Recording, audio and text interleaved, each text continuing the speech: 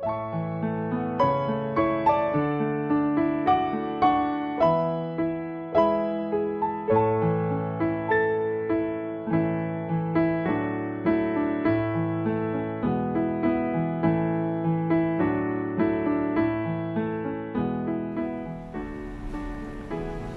noite, meninas.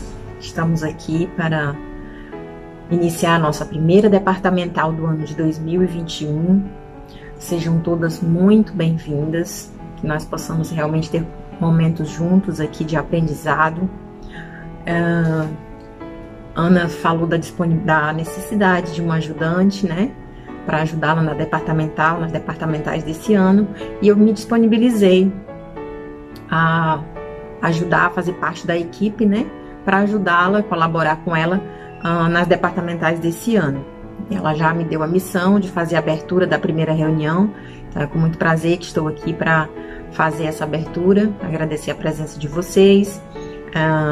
Durante esse ano nós vamos falar sobre a feminilidade bíblica, né, a importância da mulher, o papel dela, por que nós somos criadas, né, para que Deus nos colocou aqui, qual é a nossa função no decorrer de todo o ano. Vamos fazer isso de forma revezada, né? Vamos estar fazendo palestras, intercalando palestras e estudos bíblicos. E também vamos realizar 2 gincanas, uma no primeiro semestre e uma outra no segundo semestre. Espero que Deus nos permita que possamos fazer todas elas de forma presencial e não mais virtual, mas ao mesmo tempo também louvamos a Deus por esse privilégio de não estarmos juntas fisicamente, mas virtualmente podemos nos reunir, estarmos em comunhão. Que Deus possa nos abençoar no decorrer desse ano, nas nossas departamentais, que possamos ser realmente edificadas e que Deus possa estar falando aos nossos corações. Sejam todas muito bem-vindas mais uma vez e que possamos aproveitar desse momento feito com tanto carinho, com tanto amor. Vamos fazer uma oração agradecendo a Deus por mais uma reunião que se inicia. Senhor Deus amado Pai, te louvamos por estarmos mais uma vez reunidas de forma virtual, não física como gostaríamos, mas sabemos que para tudo tem um propósito. Nós te louvamos porque podemos nos reunir mesmo de forma virtual, muitas pessoas ou igrejas, grupos nem assim o podem, e nós temos essa possibilidade. Te louvamos por isso, te pedimos que o Senhor possa estar abençoando cada irmã em cada lar, suprindo cada uma das suas necessidades, que os corações possam ser aquecidos, ó Pai, pela Tua Palavra. Fala aos nossos corações nessa noite, usa a Tua serva, Senhor, para a honra e a glória do Teu nome, que ela possa ser um instrumento Teu, ó Pai, e que possamos terminar essa reunião, ó Pai, melhores do que começamos, ó Pai, melhores do que iniciamos. Que venhamos estar aprendendo e meditando, ó Pai, aplicando no nosso dia a dia. É o que nós te pedimos, com perdão dos nossos pecados, em nome de Jesus. Amém. Nesse momento, irmãs, vamos fazer o nosso momento Ana. Oremos ao Senhor pelos nossos filhos. Senhor Deus e Pai, Deus bondoso, misericordioso, te louvamos e bendizemos o Teu nome, Pai, pela oportunidade que o Senhor nos dá de te servir. Apesar da distância, não é impedimento, porque os nossos corações estão ligados em Ti e a nossa comunhão com as irmãs permanecem. Eu te louvo por isso. Eu quero te pedir, Senhor, pelos nossos filhos, a herança do Senhor que o Senhor nos deu para cuidar, que o Senhor esteja abençoando, Senhor. Te peço pelas crianças, Deus, que o Senhor esteja livrando as crianças de todo mal, que a Tua semente seja plantada nos coraçõezinhos dessas crianças e que eles cresçam na graça, na sabedoria e no temor do Senhor. Te peço pelos adolescentes da Tua casa, que também sejam instruídos por Ti, que temam ao Teu nome e que trilhem os Teus retos caminhos. Te peço pelos jovens, que o Senhor dê a direção a cada um deles em todas as áreas das suas vidas, Senhor. Deus querido, Deus santo, muito obrigada pelos nossos filhos, Pai. Que eles Te sirvam com sinceridade, que eles renunciem o mal, que o Senhor os livre de pecar contra Ti, Senhor. Ó Deus querido, abençoa essa geração, Pai, que o Senhor levante homens e mulheres dispostos a te servirem, Pai, naquilo que o Senhor já os convocou. Que o Senhor levante missionários, que o Senhor levante pastores, que a tua obra, Pai, seja feita por essa juventude. Traz o despertar no meio dos jovens, no meio dos nossos filhos de modo geral, independente da idade, porque tu faz como tu queres. Bendito seja o teu nome pela vida de cada filho na tua igreja. Que o Senhor abençoe, que o Senhor livre do mal e que eles te sirvam sempre, sempre glorificando o teu nome. Em nome de Jesus, amém. E nessa noite que estamos estudando sobre sermos criadas à imagem e semelhança de Deus, vamos louvá-lo com uma canção que reflete sobre a criação. Aproveite e abra sua Bíblia no Salmo 19 e louve ao Senhor à medida que lê e medita nesse lindo salmo.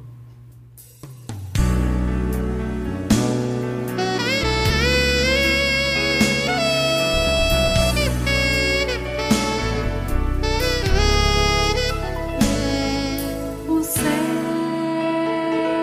manifestam tua glória, Senhor. Os céus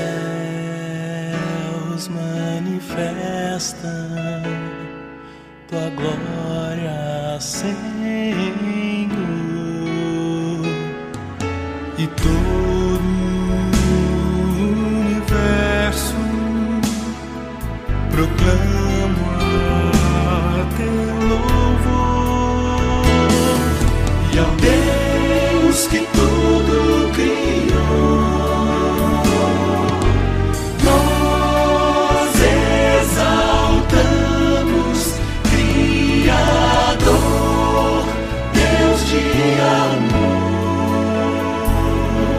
tuas obras manifestam tuas maravilhas, Senhor.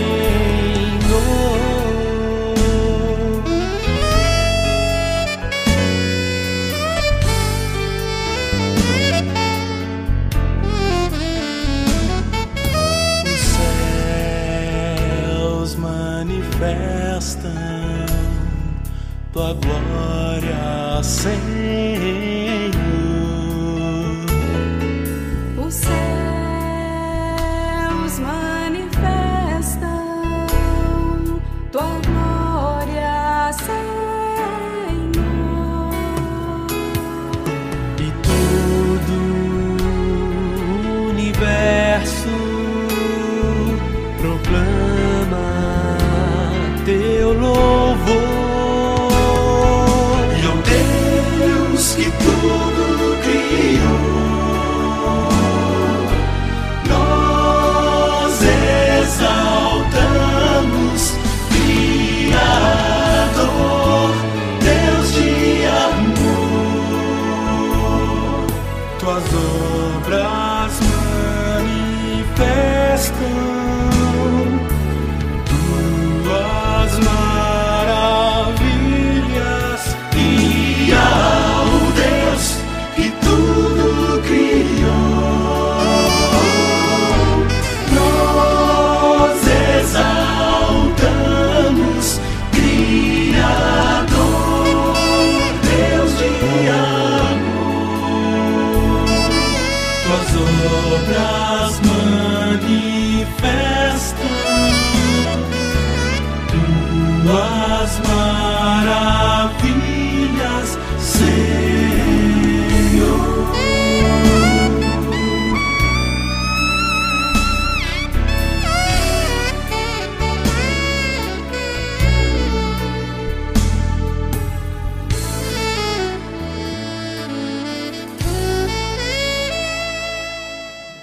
Como já anunciado, minhas irmãs, as departamentais de 2021 terão como grande tema feminilidade bíblica. Estudaremos sobre esse tema tão importante, de um resgate da noção de feminino a partir das escrituras, através de estudos, através de palestras e também de 2 gincanas. E hoje é o primeiro estudo que tem como título, né, esse que está aí na tela, Criadas para a Glória de Deus. Obviamente, com o título desses, que remete à criação, nós estamos nos baseando nos relatos contidos na Palavra de Deus no livro de Gênesis. E escolhemos como texto base, né, como versículo desse nosso dia, desse nosso primeiro estudo departamental, Gênesis 1, 27. Criou Deus, pois, o homem à sua imagem, a imagem de Deus o criou, homem e mulher os criou.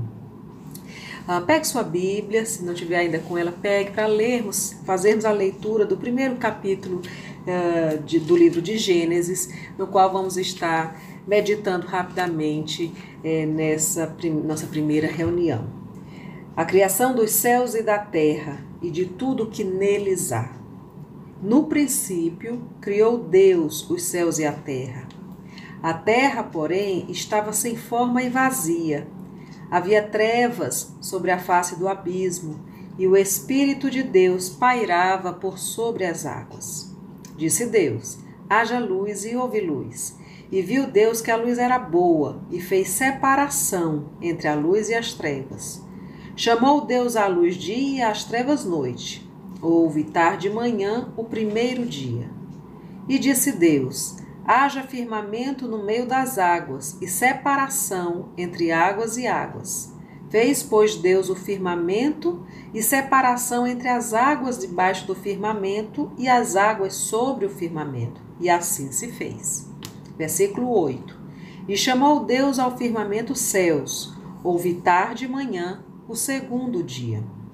Disse também Deus: ajuntem-se as águas debaixo dos céus num só lugar, e apareça a porção seca. E assim se fez. A porção seca chamou Deus terra, e ao ajuntamento das águas, mares. E viu Deus que isso era bom.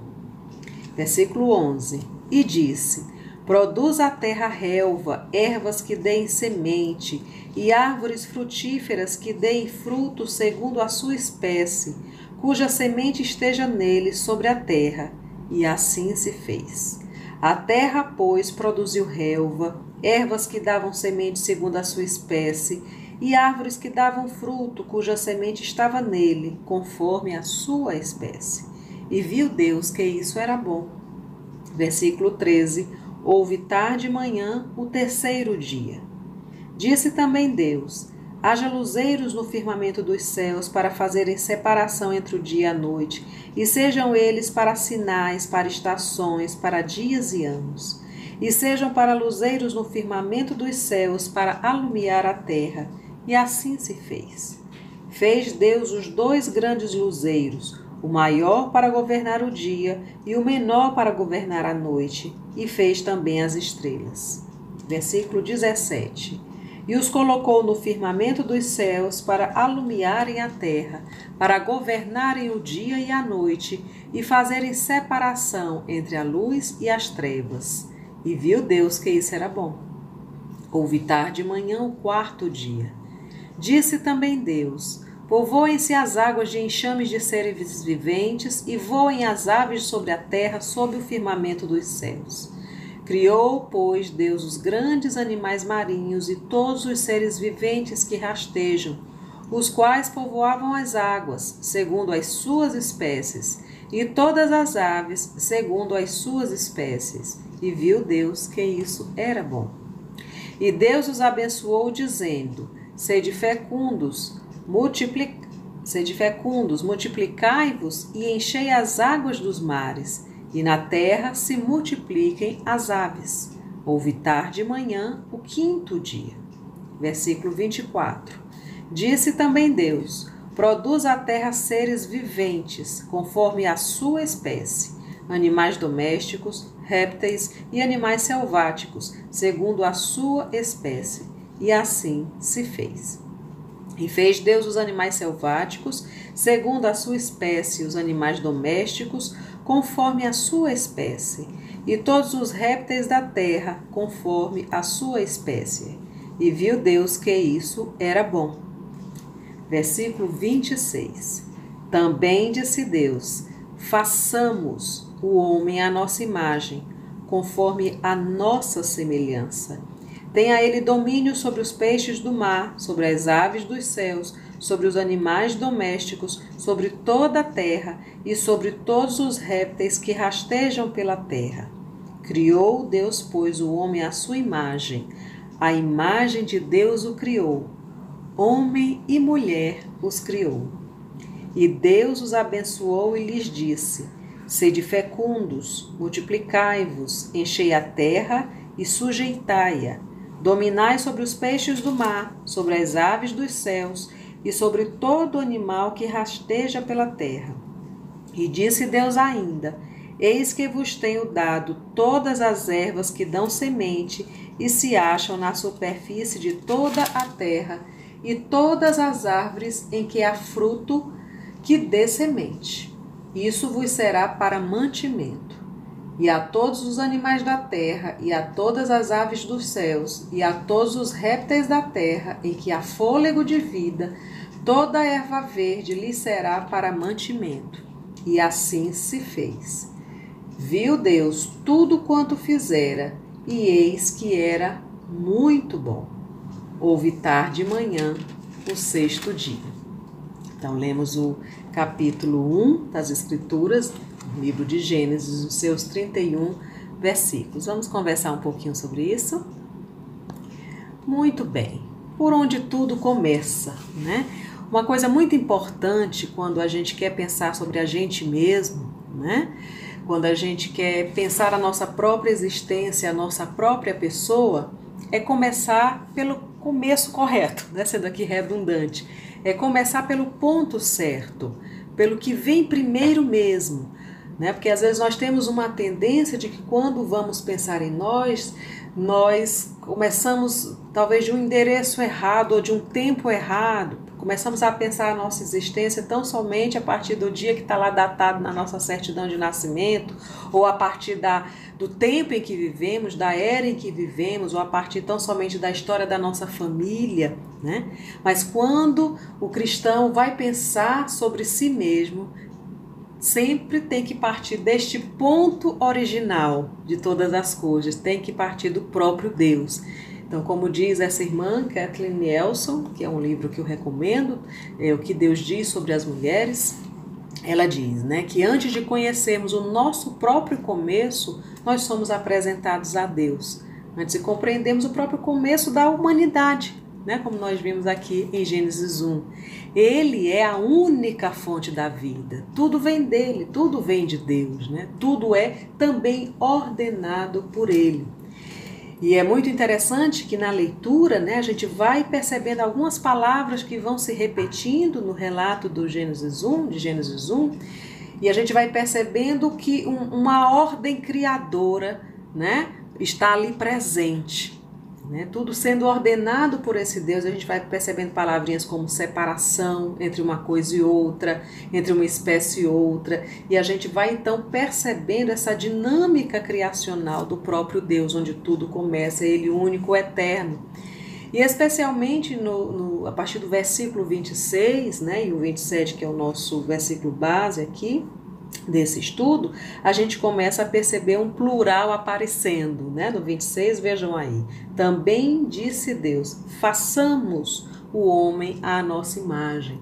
Então, quando a gente vai para o início da criação do mundo, né? Da criação da própria humanidade, a gente percebe a presença do Deus Trino, da Trindade excelsa, de uma Trindade criadora.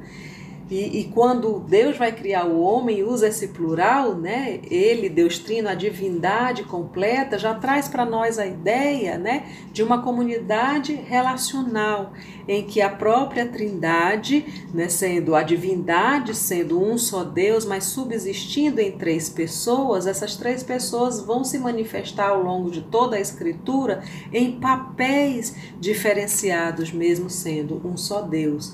Então, o nosso DNA, digamos assim, né? A nossa matriz está nessa trindade excelsa, nesse movimento ordenado da criação no próprio Deus. Muito bem, mas a gente pode perceber algumas outras coisas ainda, destacar algumas outras coisas no relato da criação. Tem um autor que eu gosto muito, o Tim Keller, num livro que não é nem um livro sobre mulher e nem sobre a criação especificamente, é um livro sobre trabalho, sobre fé e trabalho, mas quando ele está resgatando toda a origem do trabalho, e a gente vai ter a oportunidade de conversar sobre esse tema num dos estudos mais à frente, né? A mulher e o trabalho. E quando o pastor Tim Keller está fazendo resgate da adoção do trabalho como cultivo, obviamente ele vai lá no relato do Gênesis, no evento da criação.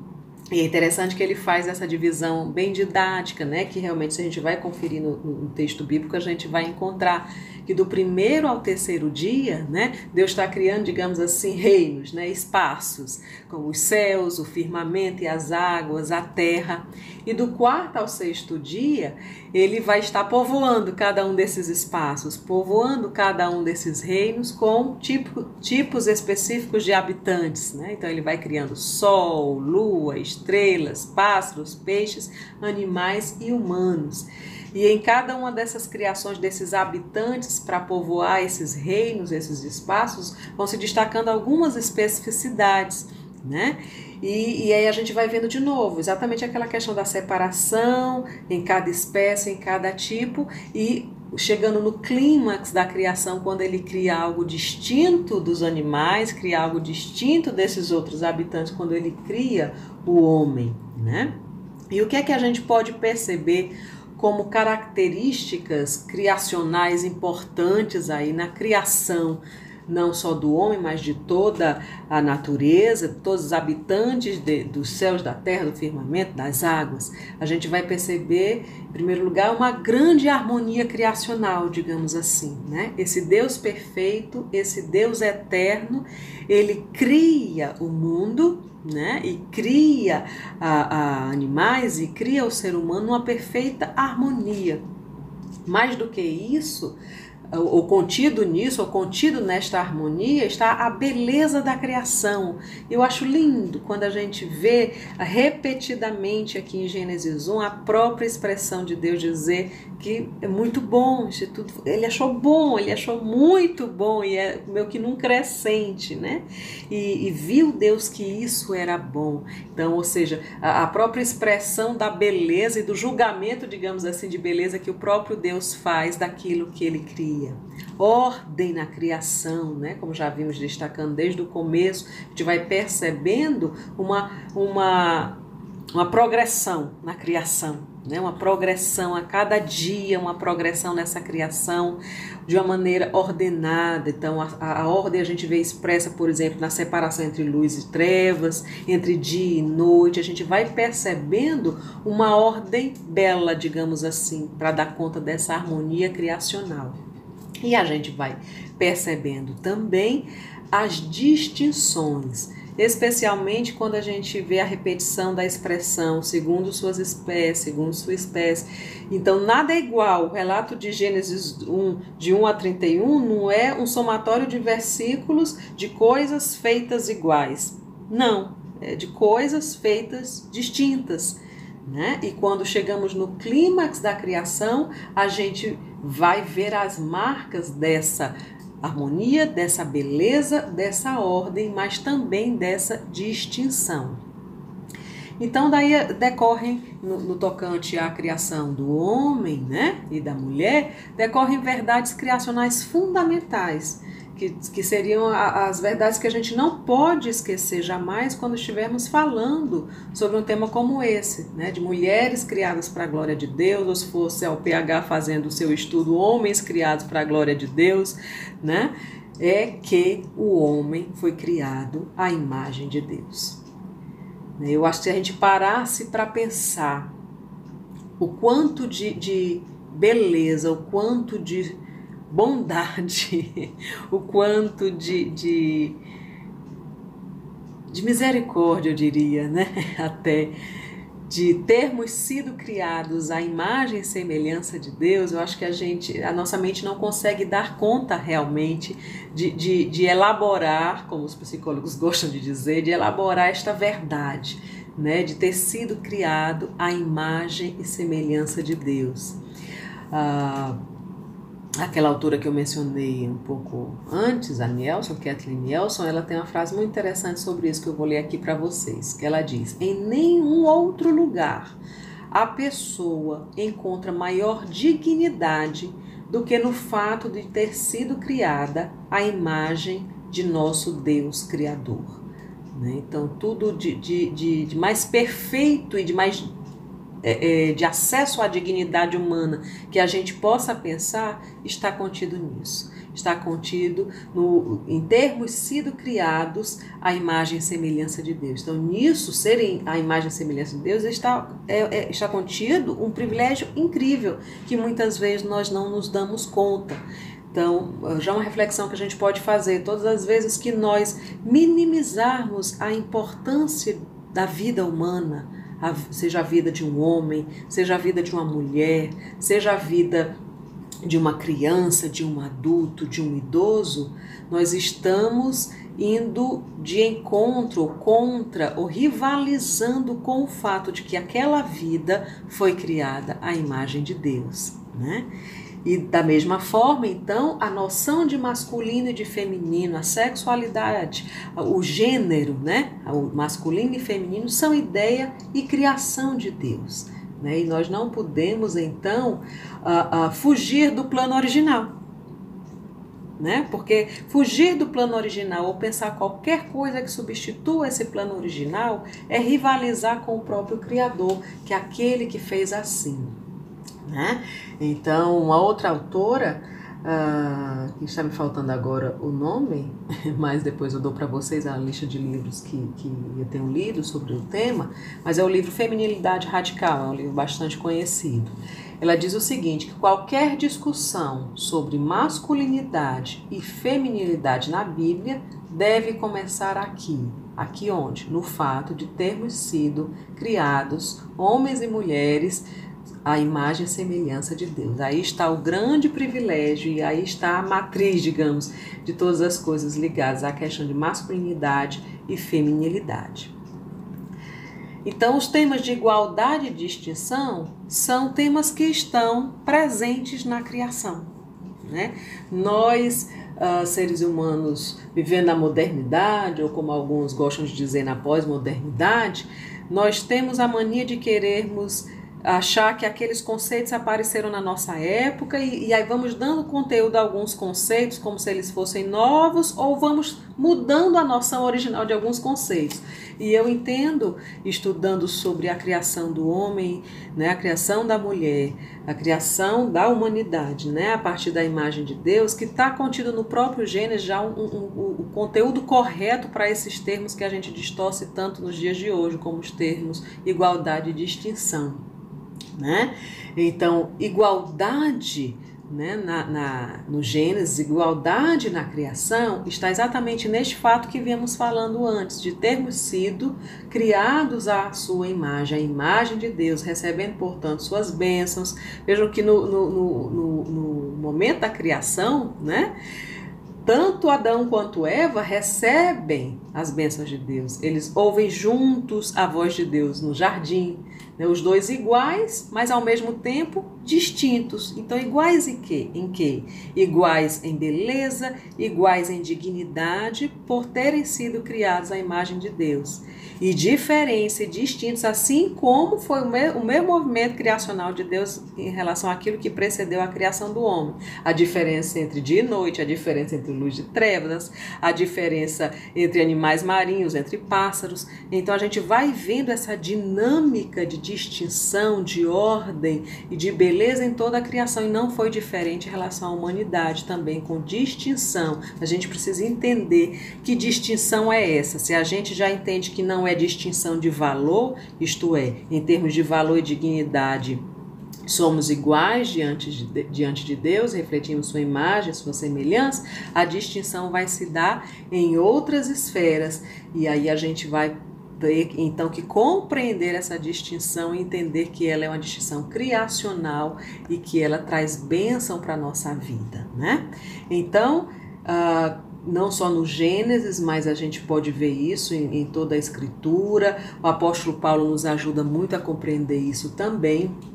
em muitas de suas cartas, né, que essa distinção vai ter uma relação forte com o conceito de papéis a serem desempenhados, né? Não sei quantas das irmãs estão estudando conosco na classe, né, de adultos com o presbítero Josué, o livro de 1 Coríntios, né? Mas quem é da classe tem ouvido sobre isso, que já passamos, né, por vários capítulos ali de 1 Coríntios, e que Paulo vai deixando isso muito claro ali para a igreja de Corinto, né, quanto ao valor de todos, né, diante de Deus, e a distinção de papéis, não só entre homens e mulheres, mas também naquela vocação que foi chamada. E vai ser interessante a gente também voltar a esse tema quando estivermos estudando sobre o trabalho. Então, a distinção de papéis vai trazer essa noção de complementariedade entre o homem e a mulher. Então, não é uma complementariedade que diminui nenhuma das partes, né? A própria noção de complementar não é de exclusão de valor, mas de inclusão. Uma coisa que precisa complementar a outra é porque uma tem necessidade da outra. E aí que as diferenças vão qualificando essa complementariedade, né? E aí um termo que nos é muito caro, nos é muito próprio na SAF, né? O que nos identifica, inclusive, é um termo super bíblico, né? É um termo bíblico. A SAF não inventou nada quando botou como seu nome Sociedade Auxiliadora Feminina. Ela foi resgatar na Bíblia o sentido, em termos de papéis, né, que Deus deu para a mulher, a de ser uma auxiliadora idônea, né? E a ideia de auxiliador está associado, um sinônimo da questão de ajuda, né? Ajuda. E foi isso que Deus fez quando criou Eva e deu a Adão, né? A ajudadora que Deus deu a Adão era o quê? Era uma extensão da ajuda do próprio Deus, pois ele cria a mulher e leva até Adão, né? Então, a ajudadora naquele contexto criacional é o modo como Deus torna o que não era bom, lembra? Seguindo no texto, a gente vai ver, em Gênesis 2, não é bom que o homem esteja só, ali uma auxiliadora que seja idônea. Então, essa ajuda foi o modo como Deus torna o que não era bom em muito bom quando cria Eva. Então, a ajudadora ali na criação era o ponto mais alto, o ápice da finalização por Deus na história da criação. Então, tamanha beleza está contido nisso. Mas mais do que isso, né? Se a gente pensar, né, que auxiliador, o ato de auxiliar não diminui quem auxilia. É porque às vezes a gente pensa com a cabeça da cultura, a cabeça da sociedade que está ao nosso redor, que estratifica muito as coisas, que hierarquiza pelo caminho errado ou pelo motivo errado, né? Mas quando a gente vê, por exemplo, o sentido de auxílio na Bíblia, nós mulheres deveríamos nos envergonhar quando achássemos que estávamos sendo depreciados ao sermos chamados de auxiliador. E vou dizer por quê. Os estudiosos vão dizer que o termo ajudante, né, em hebraico, não sei se a pronúncia seria essa, mas ezer, né, esse termo em hebraico, que se refere a ajudante, denota força e não fraqueza, e com frequência é a força que vence as batalhas. E o autor comenta, de fato, em todo o Antigo Testamento, essa palavra é usada para descrever, sabe quem, minhas irmãs? Para descrever Deus, na medida em que ele ajuda, auxilia o seu povo. Então, o mesmo termo que é utilizado ali no Gênesis para se referir à mulher como sua auxiliadora de Adão, é o mesmo termo no hebraico nas vezes em que, durante o Antigo Testamento, nas referências que são feitas a Deus ajudando o seu povo, né, a vencer as batalhas, a vencer os inimigos. Então, que valor está contido em ser auxiliadora, né? Muito bem. Mas nós vivemos, como eu venho dizendo, e todas nós sabemos, num mundo de ideias que se rivalizam, né? Ou de ideias que rivalizam com as verdades criacionais, com as verdades do Evangelho, com as verdades do cristianismo. Então, nesse slide eu trago aqui, de certa forma, conceitos que estão rivalizando, ou de ideias que estão rivalizando, para a gente ir refletindo na nossa própria caminhada, nas nossas próprias relações na sociedade, nós que somos mães, na própria criação dos nossos filhos, né? Para que a gente tenha a capacidade de discernir os discursos e as ideias que nos circundam à luz das Escrituras e não o contrário. E não lermos a Escritura à luz da cultura, mas lermos a cultura, lermos a sociedade à luz das Escrituras para poder então discernir a verdade do erro, né? Então, enquanto na Bíblia nós entendemos já os conceitos de igualdade e distinção, né? Em que a igualdade é a igualdade de valor e dignidade de homem e de mulher criados à imagem de Deus, e a distinção tem a ver com os papéis diferentes, complementares que Deus nos dá, que espelham, de certa forma, né? Toda aquela dinamicidade, distinção de papéis na própria divindade, nas três pessoas da Trindade, né? O discurso que a gente, e as práticas que a gente vê na sociedade, olhando aí para o lado direito da tela, vão ser bem diferentes dessa igualdade, dessa distinção, mas a gente vai ver a inferioridade, a superioridade e a uniformização. Inferioridade, quando eu digo que tem dois ismos no mundo atual que fazem muito mal ao homem e à mulher. São os ismos do machismo e o ismo do feminismo. Então, esses dois ismos, eles fazem mal por quê? Porque eles fogem da visão cristã, ambos fogem da visão cristã de mundo, da visão cristã de homem, da visão cristã de mulher, e tentam responder às demandas tanto do homem como da mulher a partir de outros endereços, né? Então, por exemplo, o machismo tende a fazer o quê? Inferiorizar a mulher, coisificar a mulher. E como é triste, meus queridos, quando a gente percebe, né, as manifestações do homem machista ou de uma sociedade machista, muito nos assusta, não no sentido de acharmos que o homem não é capaz de fazer isso, mas no sentido de muito nos entristece vermos os noticiários, o aumento do feminicídio, o aumento dos estupros. Então isso deve nos entristecer, porque é aquilo que estávamos falando lá no começo, né? O homem criado à imagem e semelhança de Deus. Então toda a vida humana que não é tratada de maneira digna vai de encontro, vai contra a natureza do próprio homem de ter sido criado à imagem de Deus. Então todo o movimento machista de inferiorização, de coisificação da mulher vai contra a noção de igualdade de valor, né? Que a Bíblia nos mostra desde a criação. Por outro lado, quando a gente vai para o outro ismo nocivo, o ismo do feminismo, a gente vai ouvir todo um discurso de superioridade da mulher, né? Aí agora o termo da moda, do empoderamento da mulher, que rivalizando com a questão do masculino, né? Então, para tentar se igualar, se coloca numa situação de superioridade e não considera as dimensões tanto do motivo por que é igual, né? E do motivo por que é distinto, né? Que são os motivos bíblicos. E aí, de certa forma, também endossam um discurso de uma uniformização, como se fosse uma paridade de forças ali entre homem e mulher, né? E indo para o segundo ponto, é exatamente isso. Enquanto a visão bíblica é da complementariedade, essas outras visões vão levar, portanto, a uma situação de rivalidade, de competição entre homem e mulher, porque não resgata o sentido original da criação do homem e da mulher. E no final das contas, o que é que pode estar em jogo?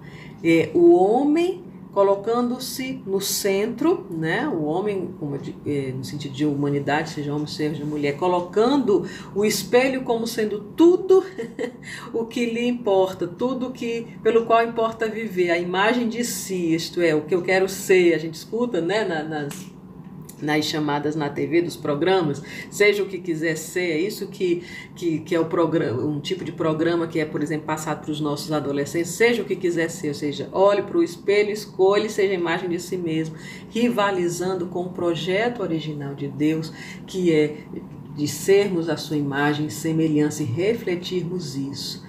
Mas nós sabemos por que tudo isso acontece, né? Recomendo continuarmos lendo aí o Gênesis, porque logo a gente vê no capítulo seguinte a causa de tudo isso, a causa de toda essa divergência e dissonância que foi a queda. Então, o pecado, ele invadiu então a raça humana e começou a romper com o quê? Com aquela ordem boa da criação de Deus.